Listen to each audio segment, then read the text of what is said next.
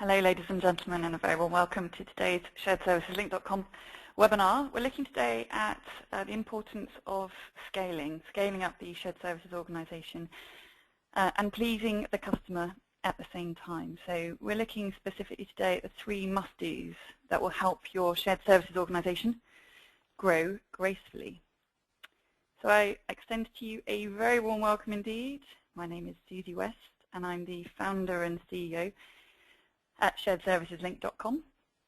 For the benefit of those that aren't too familiar with us as a business community, we were founded in 2007, specifically because, in my opinion, I've been in the F&A shared services market for about 9 years, up until 2007, and the thing that I felt was lacking was a place where leaders in financial services could come together and exchange best practices, war stories, tips, techniques, etc., and learn from each other, so that everyone could then go back to the office and essentially have a improved performance, a better work life, and generally a better life. So that's our aim as an organization.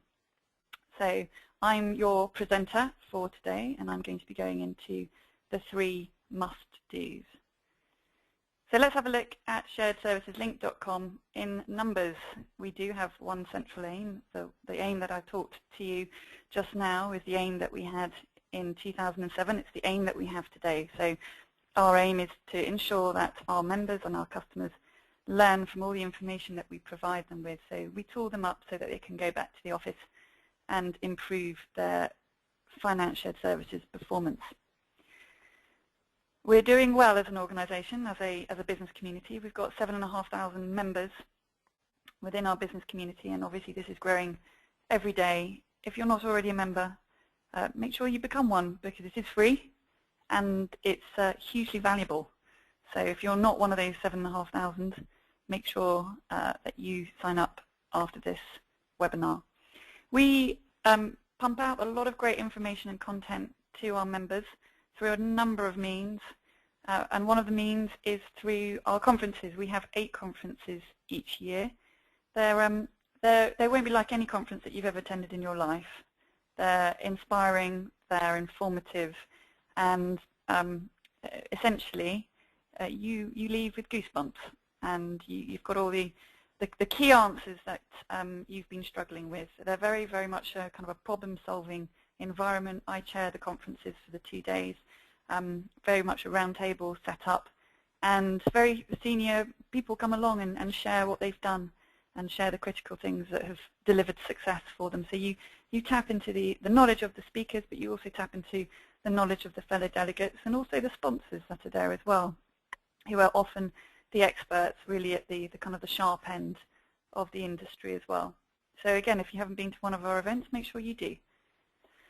And we also push out a lot of content through 25 webinars each year. Obviously, this is one of them. And just in case you weren't familiar, we have one amazing website. So we've done a lot of work on our website. We realize the importance of it. It's something that keeps us consistently and constantly connected to our members. And we know through surveys that we've done that it is the #1 place that they have to visit to find out what's going on in finance shared services. So we're updating content a number of times a day with news stories and blogs and tweets, etc., and making sure that the content on there is really engineered to make a difference to your business performance. So again, if you haven't got familiar with it, make sure you take 5 minutes or so just to get familiar with the content that's on there. We upload things like top 10 leading practices to e-invoicing, for example. We upload reports there. The news is always very, very current and very pertinent to your particular day-to-day life. So please do make sure that you become familiar with that. As something that we launched in the last quarter, I'd say, is the Solutions Directory. So we work with a lot of technology providers in this space, and we're very familiar. We've sat through a number of demos with them. We've got to know their technologies. We understand how one of them is different from the other. And we've got a section on our site which really details the leading providers within purchase to pay within finance shared services. So if you're looking to go out to tender for a particular technology or for a consultant, etc., for a particular solution, do utilize this section of the site, and it's under the Solutions directory. I just want to highlight to you that before I go into content, we've got coming up at sharedserviceslink.com, we've got 3 events on our calendar. The first one is Toning Up Purchase to Pay to Attain Touchless Processing. That's taking place in June, so that's next month, in London. Just to be very specific, it's got a large part of the content is around change management and changing behavior of the users that sit outside accounts payable. So this is the behavior of your suppliers, the behavior of the people at the factory who book in the goods receipt note, for example, the behavior of purchasing and how they actually raise purchase orders, the behavior of people in purchasing when they actually do or do not use listed suppliers when they're actually placing their orders. So all these activities that actually have an impact on your day-to-day life, but in a way they're harder to control or influence because they're outside the walls of your shared services organization. Toning Up Purchase to Pay is really looking at how you can change behavior of people, of users in the process so that your KPIs can improve. E-invoicing Europe, we've got taking place in July, first week of July in Brussels. It's the event of the year to come to if you're looking at e-invoicing, and to be honest, most shared services organizations are. They're either within their projects or they are certainly evaluating it as something that they want to do within the next 12 months. So come to that event. We've got people that influence policy there. We've got the actual service providers talking about pricing models for suppliers, talking about interoperability with each other. And of course we've got the end users, the buyers, the high volume organizations, not dissimilar to yourselves, that will talk to you about tips and techniques that they've applied to get their conversion rates to 60, 70, 80%. And then we've got optimizing SAP for end-to-end financial processes taking place in London in September. As you'll probably be aware, most shared services organizations in Europe do run off SAP, and but SAP isn't always supportive of your end-to-end processes, and most shared services organizations are only really talking end-to-end right now. So we're looking at how to utilize SAP and optimize it so it does support end-to-end financial processes like record to report, order to cash, purchase to pay. So we're running a little bit of an offer for you. Take me up on it, if you will. It's 50% off standard prices for those 3 events, and for 1 week only. So the offer is valid until Friday the 25th, so that's a week tomorrow. The offer is coming in at $699 instead of $1399. So make sure you quote SSL Web and call that number, or feel free to email us. Our email address is on the website. Right, let's have a look at the agenda for this session. We're going to be talking about questions. I'm going to look at a little bit at the context of this webinar, and then we're going to get straight into the 3 must-dos, and then I'll be taking your questions in the last 10 minutes or so of this session. So the importance of questions, you've got a question box on your GoToWebinar panel.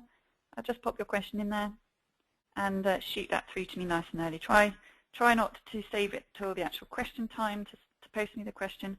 Yeah, the sooner you get it to me, the more likely it will be addressed. So please do take me up on that offer. Right, so let's have a look at why we're having this webinar at all today.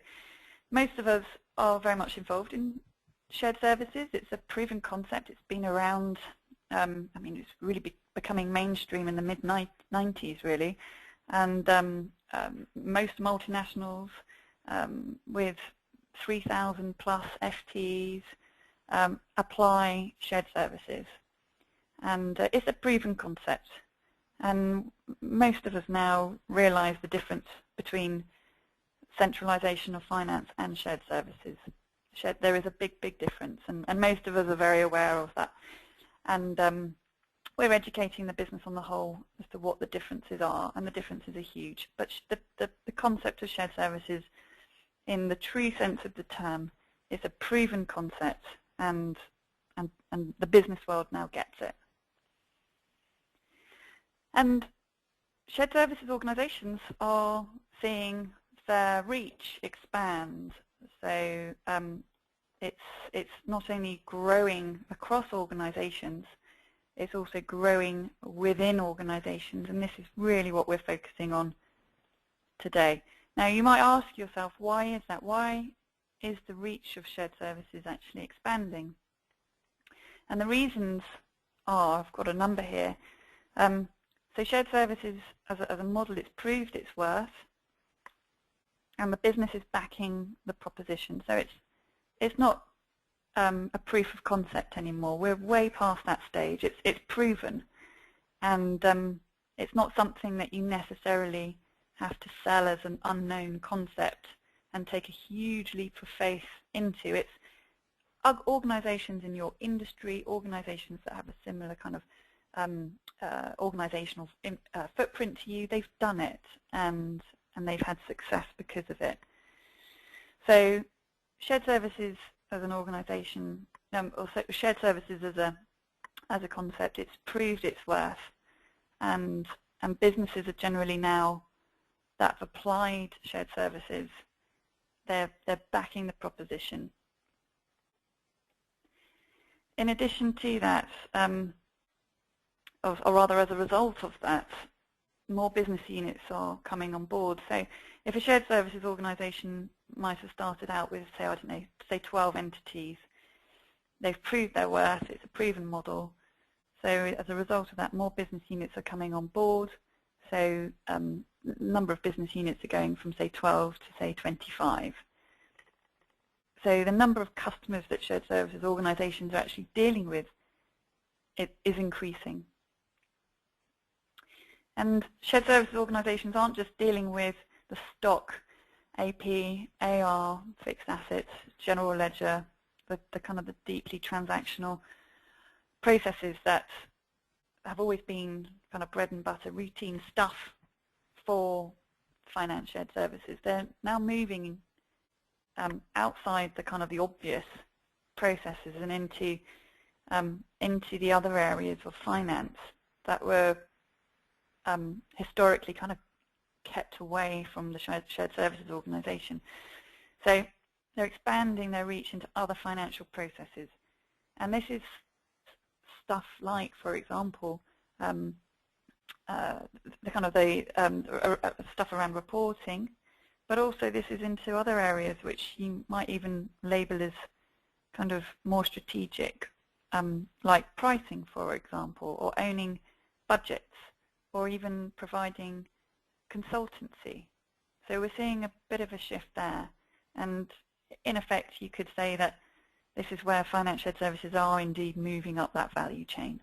So not just doing the transactional, but they're actually moving into other financial transactional processes and also up the value chain as well. And in addition to that, they are looking outside finance to apply the SSO, the shared services methodology. So not just finance anymore, but also HR, IT, legal, and procurement, of course. So although people have toyed with the idea of doing multi-functional shared services in the past, and it's been talked about for years, it's still something that very few organisations have actually applied for a number of years. It's still something that shared services organisations are venturing into. So something that's always very important to the idea or the concept of shared services is indeed scale, economies of scale, the benefits that can be delivered back to the business just through the centralization aspect of shared services. So scale is a very important part of shared services, and just by putting all your invoices in one location, for example, can deliver huge savings. But then if you're finding that your client base is expanding, your reach is expanding, then you are kind of scooping up even more of the business. And again, that's greater scale. So that is only a very, very positive thing for your KPIs and helps an SSO perform even better. However, with scale is, scale means growth. If you don't have the infrastructure in place that supports that growth, then you're looking at putting huge strain on your shared services service, on the people within that shared services organization, and also meaning that shared services leaders don't necessarily have time to kind of think about the future. They're just firefighting the today and just trying to get through the day just by putting out fires. So in order to accommodate for that growth, it means having a scalable infrastructure and having scalable processes so that you can really grow in an elegant way. So it's having this structure that's scalable, and then on top of that, making sure that the customer experience, which is so important now for shared services organizations, isn't disturbed by this growth impact. So what this session really is about is how can you scale up elegantly and also continue to please, or please even more, the customer. So I drew on, or I will be drawing on, a number of the elements that came out of a survey that we did at the European Summit for leaders in finance shared services in 2012.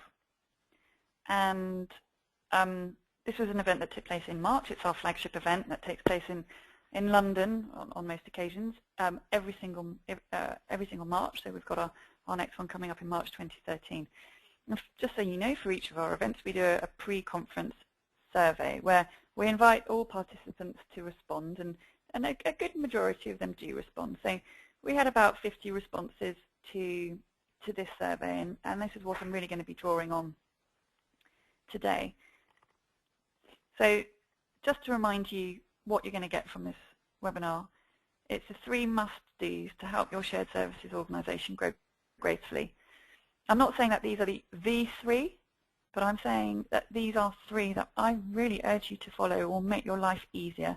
Of course, they will take in a bit of investment of time and resource up front, but my view is that if you've got these 3 kind of pillars in place, then you'll be very relieved that you've got these 3 in place, because it will allow you to grow and scale up more gracefully.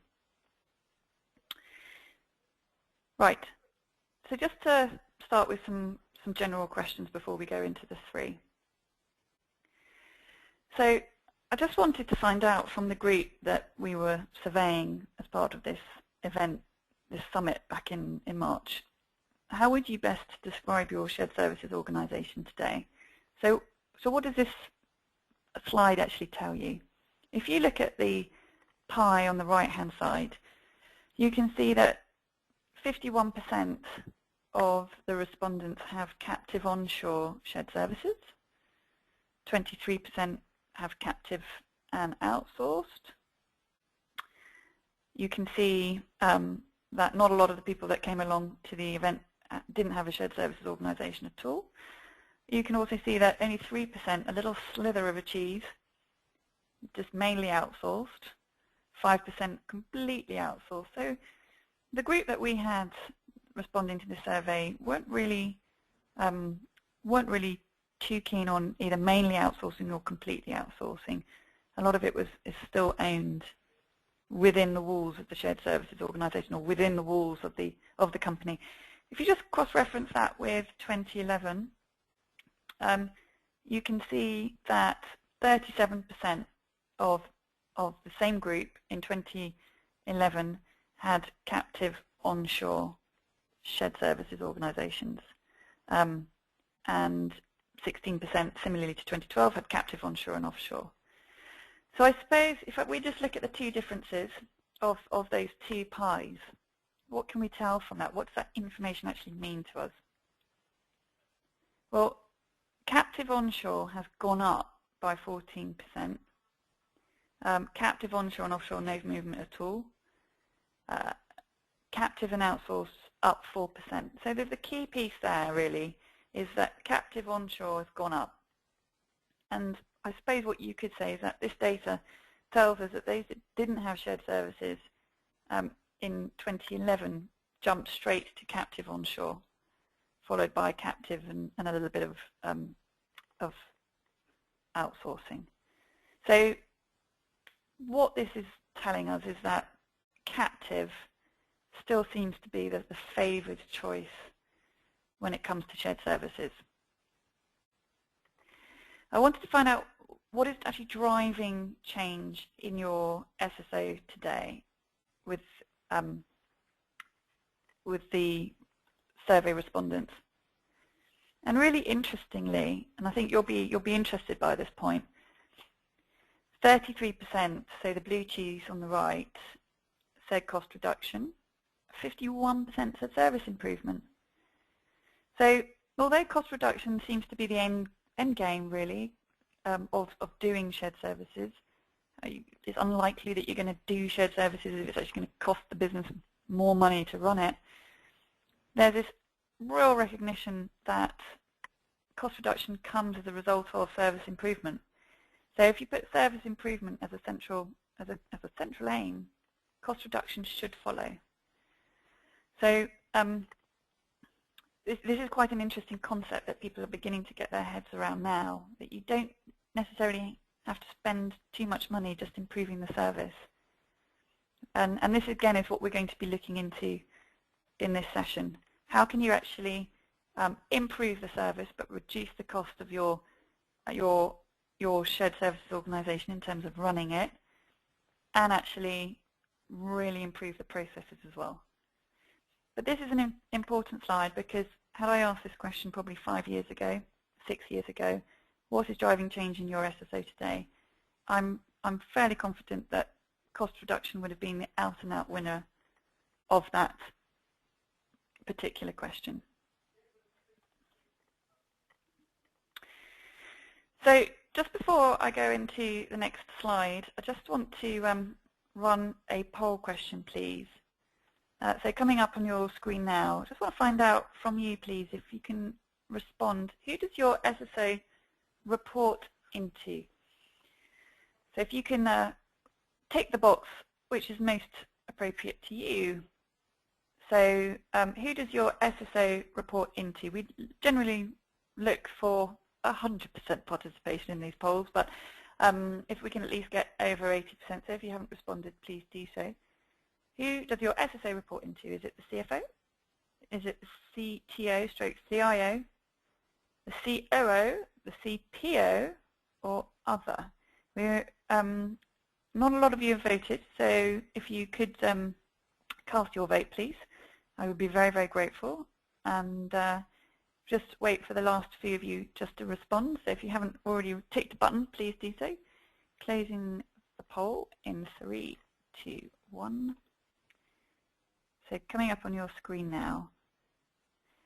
What we're seeing here then is 50% are reporting into CFO. So I suppose that's not too surprising. You imagine a finance shared service organization to somehow find its way reporting up to the CFO. But what we are generally seeing as an organization is that the COO is scooping up this as the this is the COO that the SSO reports into now, and that seems to be because of the expansion of reach into other functions, so HR, procurement, legal, etc.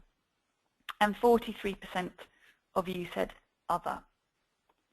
So let's have a look at what the survey showed us when I asked this question. Who does the SSO report into? So 2011, the pie on the left, 64% reporting into the CFO. And 2012, the same people, remember, but what was the line of report in 2012? So it was up 5% for the CFO, 69% reporting to the CFO in 2012. So quite an interesting response there. I also wanted to find out from the group, what is the scope of your shared services organisation in terms of, is it just domestic, is it regional, is it global? So you can see here that 63%, so that's the blue cheese, the orange cheese, sorry, the red cheese, and the green cheese. 63% of respondents service regional, multi-regional or global. So yeah, we've got the green cheese is global, the multi-regional in the purple coming over here, and the region is the blue cheese.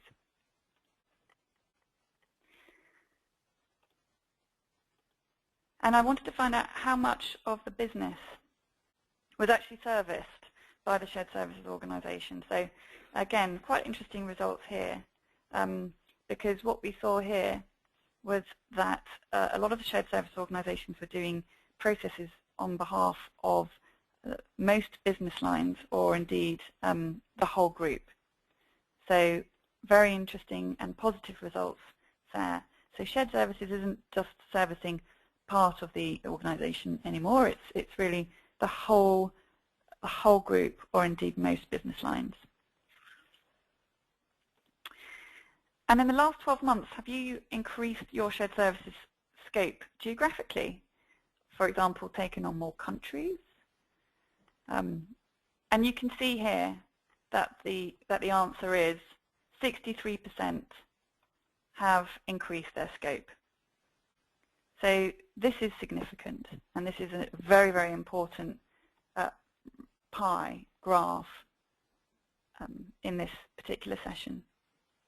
So let me put another poll question to you, coming up on your screen now.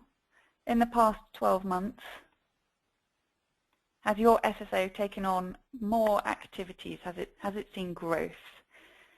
So the options there are yes, significantly, yes, no, not sure. So if you can tick the box most appropriate to you. Again, let's try and get those numbers up nice and high, please. So if you haven't already responded, please do so.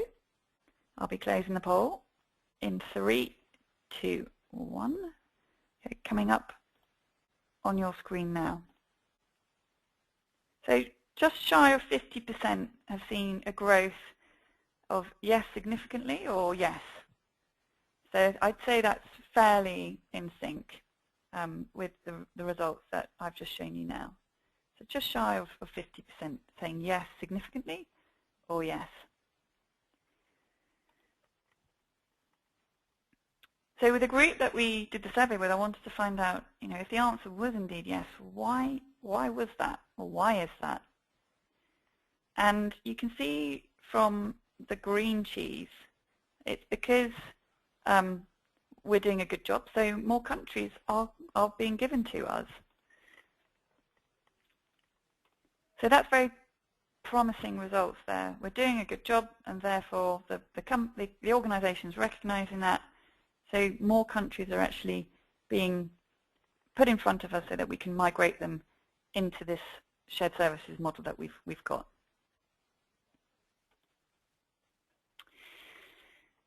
So what does all this mean, all this information that I've shared with you so far? We've gone through a number of stats. So far, what does it mean? It means that what we're finding is, from this study, is that we are turning within for the service. So it's not necessarily natural for us to go to a third party. There's still this enthusiasm to own shared services ourselves. And this is common, and it's generally been considered that if you want to outsource a process, then you really need to go as far as you can with process improvement of that process. You need to get that process costs down as much as you can internally. You need to understand that process. You need to automate that process as much as you can before you do give it to a third party.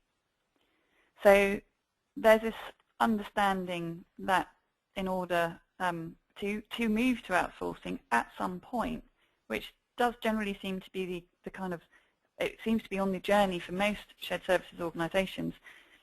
We recognise that having the captive part of shared services first off is really, really important. Although shared services is considered now a business transformational exercise, it is still sticking with the CFO as its reporting line. Shared services is proven, it's winning votes, so scope is growing, and again this is a central theme for this webinar today.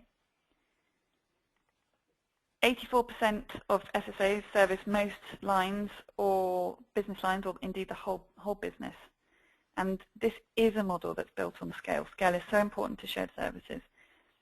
63% service regional or multi-regional or global clients. So again, this is the shared services organisation is really scooping up as many of the geographies as possible.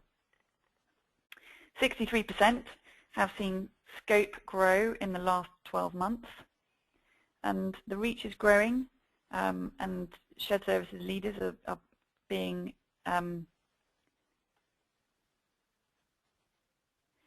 basically seeing that there's being a shift away from the basic model.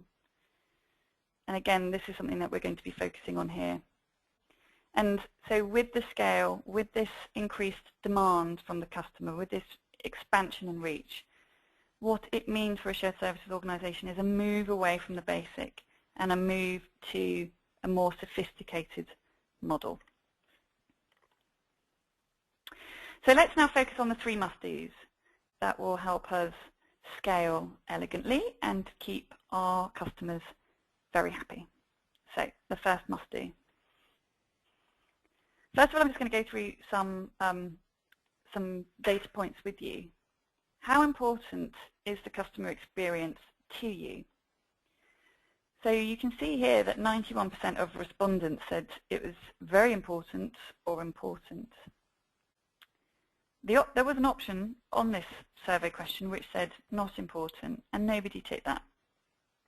So I would say that's a very positive result there. I also wanted to find out, what does next generation service delivery actually mean to you?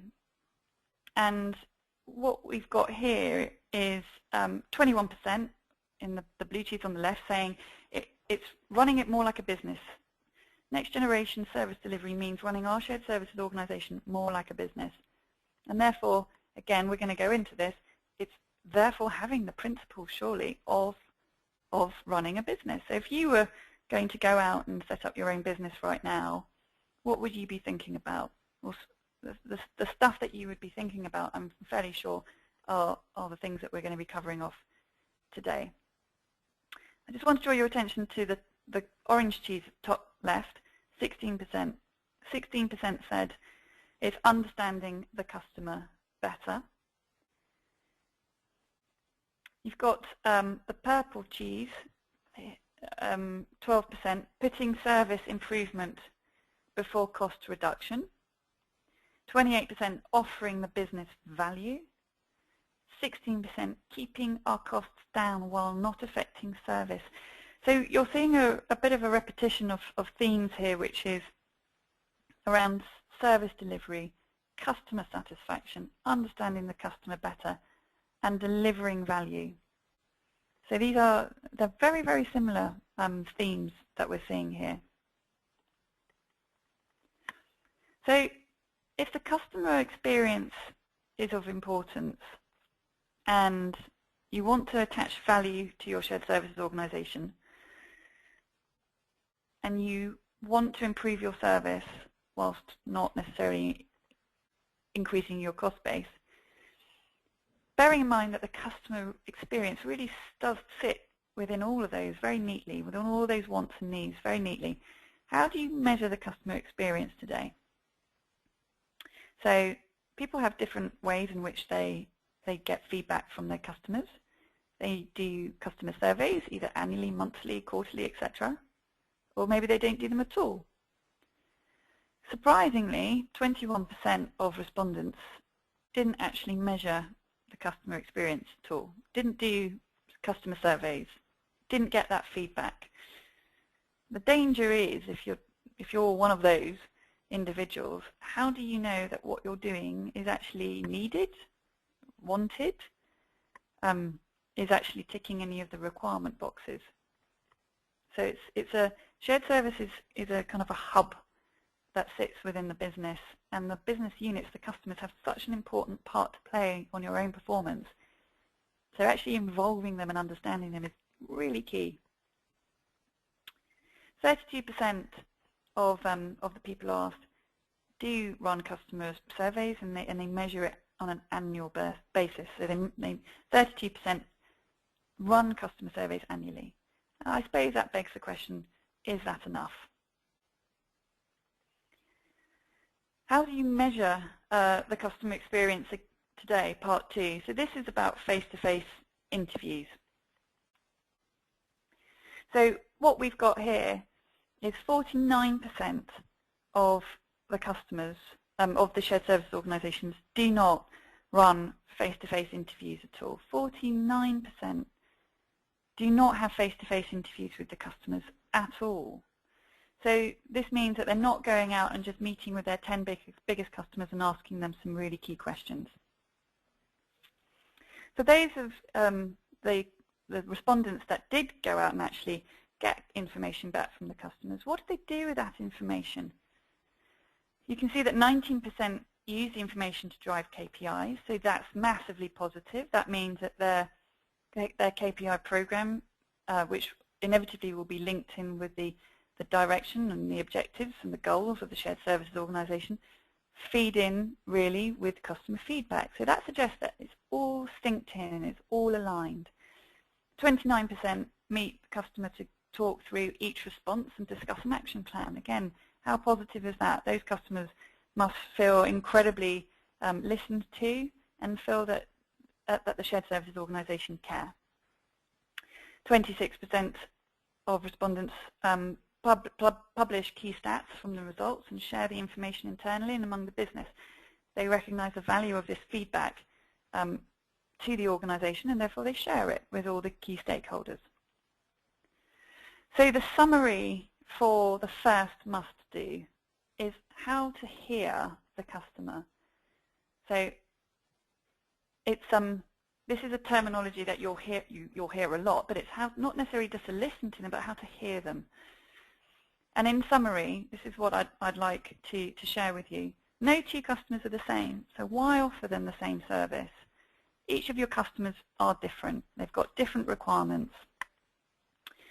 Do you, as a shared services leader, do you actually know how your customers differ? And you could say, well, it's not my role to really know how they differ, but actually it is, because you are the supplier or the service provider within this model, and it is your duty to find out how your customers differ. But also, in addition to that, by asking them how they differ, you'll be saving yourself an awful lot of bother. And how is that possible?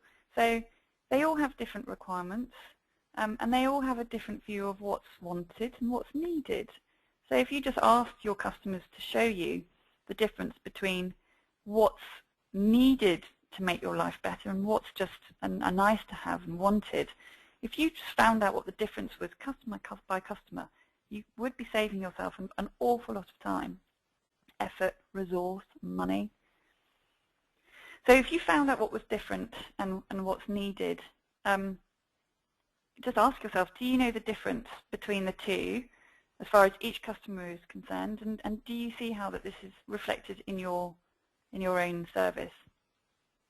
So to scale and to please your customer and to keep your costs down, I see shared services organisations having a menu of services and just asking the client which ones are vital, which ones are a nice to have, which ones have no value to you whatsoever, and we will stop doing with immediate effect, and which ones, quite frankly, aren't listed on the menu. By tailor-making this service, because there is a tailor-making element here, as you can clearly see, you can actually reduce your cost quite significantly, and you've made it very evident that you are listening to the customer and you're caring. And the term tailor-making can send some shared services and professionals into a state of panic, but because they think that that might incur more costs, but actually it doesn't. If you've got, you can make that whole tailor-making treatment of your services part of your standard approach. So you can have it as your kind of uniform approach, and it will save you a lot of time and money because you're not blasting out the same service to all these different customers and treating them in the same way. They all have very different needs. So this must-do of listening to your, or hearing your customer, understanding what they want, or rather they need versus what they want, and giving them the service that fits into those needs and wants, and making sure that you're getting the feedback can make your SSO very scalable, and you're clearly pleasing the customer too. So let's move on to the second must-do. So out of the 21% who think in the previous slide that the next generation shared services means running an SSO like a business, so just taking that group of 21% who said that in their opinion next generation shared services means running it like a business, surprisingly 44% of them didn't charge. So question to you, how can you run like a business if you don't charge? The options we're charging are quite interesting. You've got charging per activity, and you've got those shared services organizations that have some kind of flat fee. So a question to you, please, coming up on your screens now. How do you charge today? We don't. We run a flat fee charging mechanism based on revenue in the business unit or FTE count in the business unit or other. Per activity, and I'd also be very interested to know if you run a charging mechanism based on per activity, charging more for bad invoices and bad transactions, non-PO invoices, invoices that bounce because of some behavioral thing back at the business unit, and a lower amount for good transactions. Very few of you have responded to this particular vote. Please make sure that you do respond, and I will be closing the poll shortly in 3, 2, 1. Let's have a look at the results here coming up on your screen. Right, okay. So again, this is quite interesting, and I think if you're just going to take away one thought from this webinar, I'd hope it would be something like the following, which is if you're just getting a flat fee as a business unit customer per transaction or per invoice that's being processed, how are you going to change your behavior? Are you going to change your behavior at all?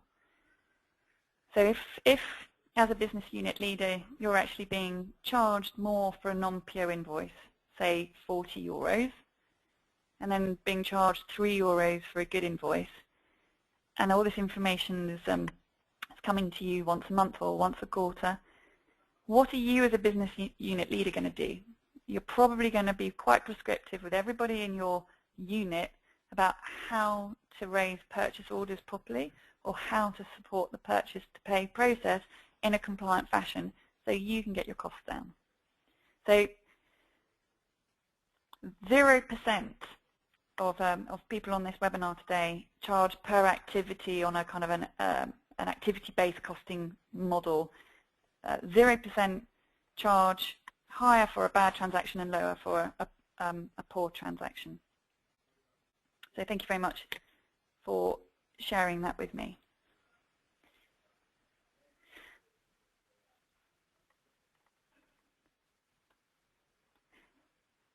You can see here, out of those that do charge, so if I just go back one slide, so out of the 21% who think next generation means running the SSO like a business.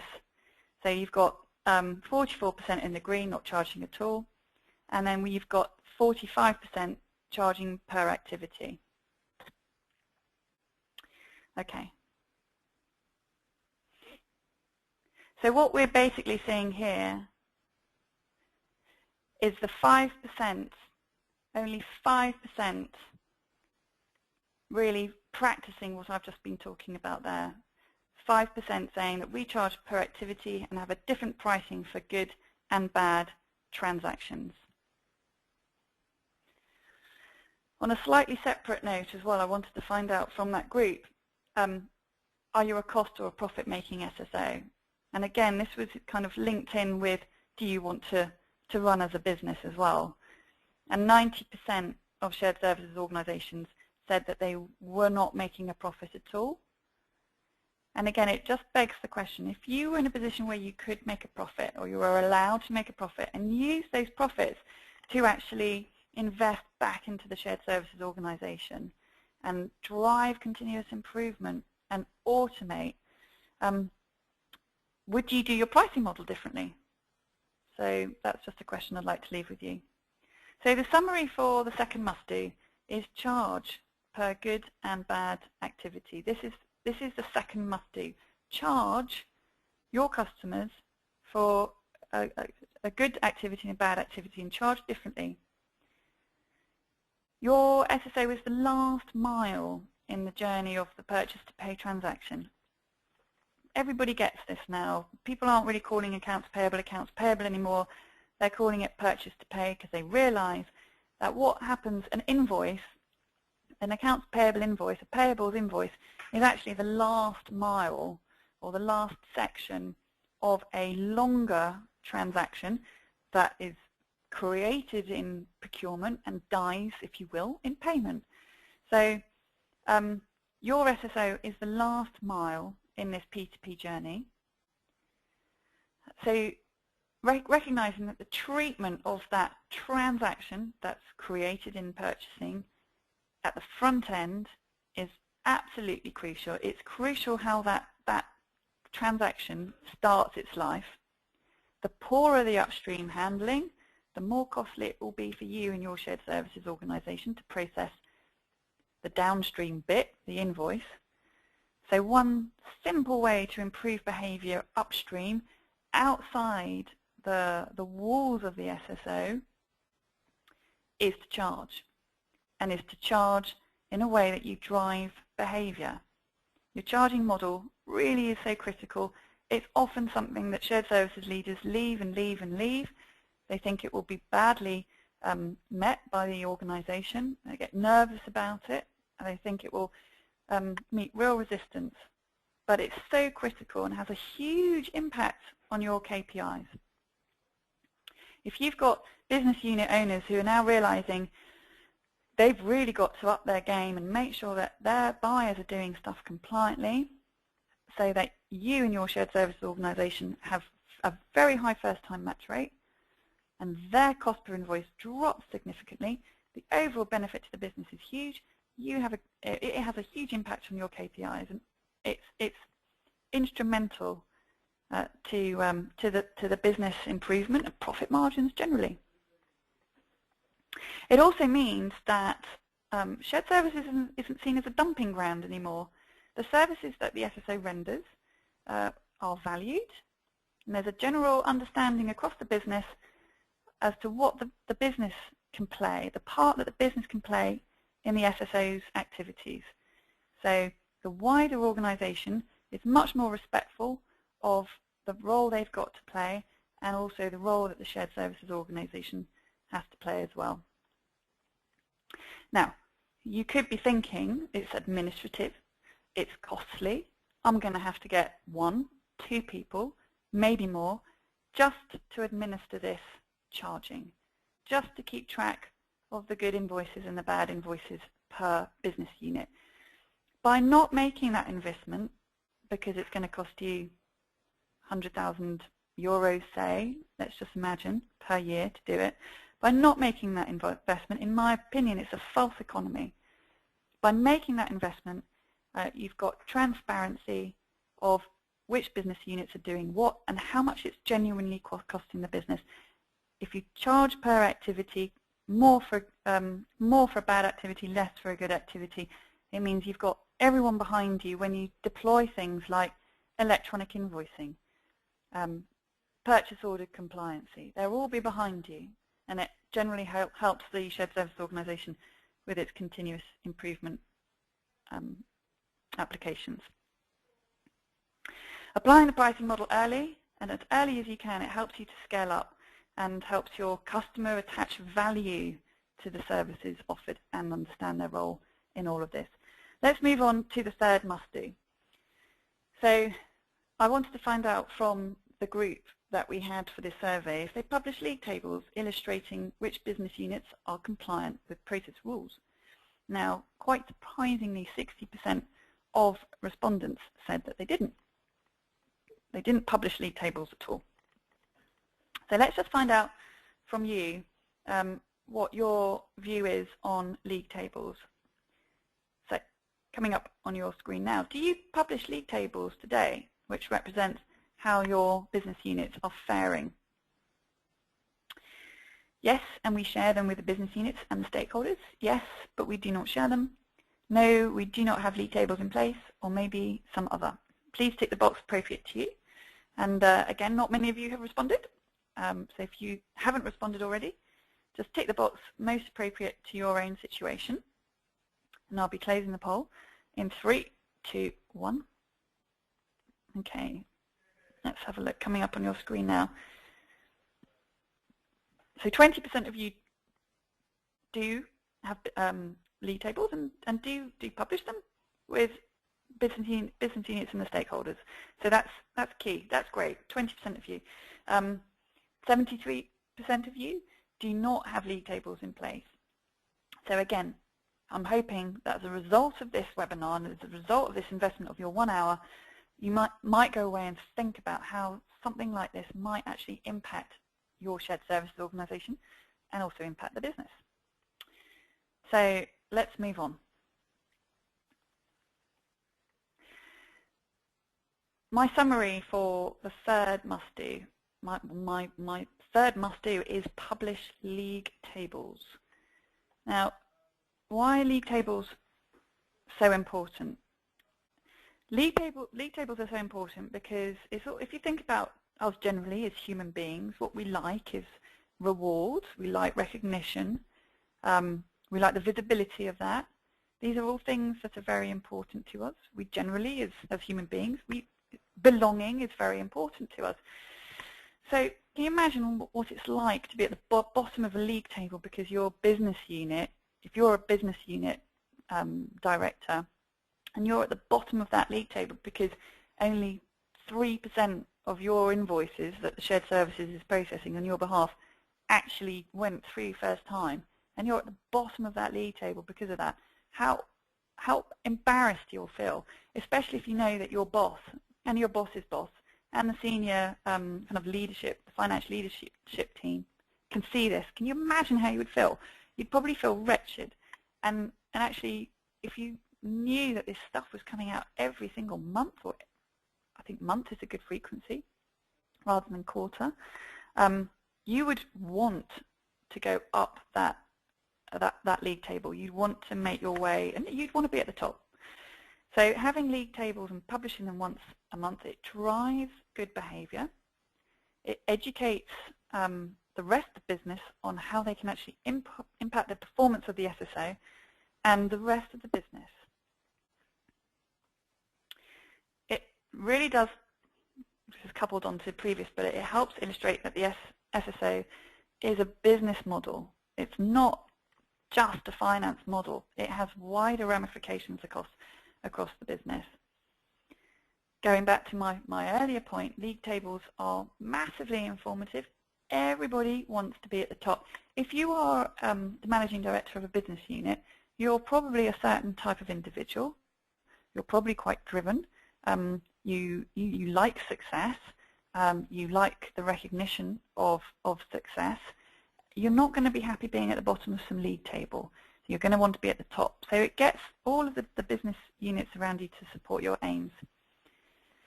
And we've touched on imagining how you'd feel if you were at the bottom and knowing that the leadership team had visibility of the table. This is a fun way to inform the business units of the role that they have to play in the SSO's progress. There's something coming into purchase to pay quite a lot, and shared services generally quite a lot, called gamification. It's where SAP is getting getting their teeth into gamification a lot. And what it is, it's rewarding people for good behavior, it's creating league tables, it's all plugged into your KPIs. It's a fun way to drive improvement within the business, and it's fun. And this is what you can do, and it's a really simple way to do it, and it doesn't take too much maintenance to do. I recommend that you try and set it up early, and it absolutely will help your SSO scale, and again, help your customer realize the role they've got to play and get a better service back from you. So in summary, shared services are growing in terms of their customer reach. It's, without a doubt, it's a successful model, it's a proven model, people get it, and the reach of the SSOs are growing. But we have to ask ourselves, how well is our current operating model helping us scale the business and keep the customer happy? If you're missing some of these fundamental elements, it just begs the question, now is now the time, and I urge it to be, that you bring in these things like charging models, regular customer feedback, and publish league tables, so that your model can become scalable. In my view, they might sound like huge changes, but in the scheme of things, they're relatively small changes. Like, for example, how you actually hear the customer, how you charge, etc. But they will help your SSO grow and scale up elegantly. And it makes the growth that we all relish manageable, and it will mean that it won't put too much strain on the organization, and overall the business benefits just by applying these three must-dos will be significant. Leaving you with just one final note, and I think this is quite an important one. So on average, I was asking the group of 50 when they did a customer poll, how did they rate, and I wanted to see what the similarities were of those that rated quite well. So those that rated 75% or over as far as customer satisfaction were concerned, 56% rated over 75% happy customers, and out of those 56%, 50% of them charged, 45% of them published league tables, and 56% of them interviewed face-to-face interviews. Interviewed face-to-face their customers. So these aren't blinding results, and my view is that if these stats were higher, so there's more charging, more league tables, and more face-to-face interviews and just hearing the customer more, then a shared services organisation would have higher customer satisfaction, probably over the 90%. So thank you very much indeed. We've only got a few moments for questions, I'm afraid. So if I just take a couple of questions from you, and then we are, I'm afraid, just going to have to close down the webinar. One question that's come through is the complications around charging and how to handle those complications. A lot of shared service organisations find that the biggest complications around charging is the admin and also the staffing for it. I think I touched earlier on that it's a false economy if you don't actually make those investments, because if you do have those investments in place and you do charge differently for a good versus a bad activity, it will have a huge impact on your shared services organisation, especially if you've got a high volume organisation, you're processing 200,000, 500,000, 1 million, 11 million invoices, etc. Huge impact. One final question on customer satisfaction and the frequency of that. So we had annual surveys, monthly surveys. What's the right balance? And different customers will need to be interviewed at a different frequency. There may be, if you carved out all of your customers and you maybe had your top 10 customers that you needed to perhaps have meetings with at least like once a quarter, and they were influences in how you as a shared services organisation operated, and they were a key stakeholder in the overall shared services proposition. I would strongly recommend meeting those individuals once a quarter. As far as general kind of satisfaction surveys, I think once a quarter is an optimum amount of time. And if that seems too frequent for you, then maybe once every 6 months. An annual one, in my opinion, a lot happens in a year. Mergers and acquisitions, for example, especially now we're in very kind of volatile, uncertain times. A lot happens in a year. So I would urge people to stay away from an annual survey. So with that in mind, just want to wrap up with next on sharedservicelink.com. We've got 2 webinars coming up, which I hope you put in your diary. And also just to remind you of the offer. And I just quickly want to ask one final poll, please. Out of these 3 events that we've got coming up, would you like to be contacted regarding toning up purchase to pay to attain touchless processing, e-invoicing Europe, optimizing SAP for end-to-end financial processes? So if you can tick the box, please, and we'll get in contact with you to see if you would like to order 1 ticket or maybe a team ticket, and then we can take it from there. If you do come on board before next Friday, remember you qualify for that very generous 50% discount. So please tick the box appropriate to you. Closing the poll in 3, 2, 1. Thank you. So, ladies and gentlemen, thanks for your time and attention. It's been a pleasure. Look forward to welcoming you next time. Goodbye.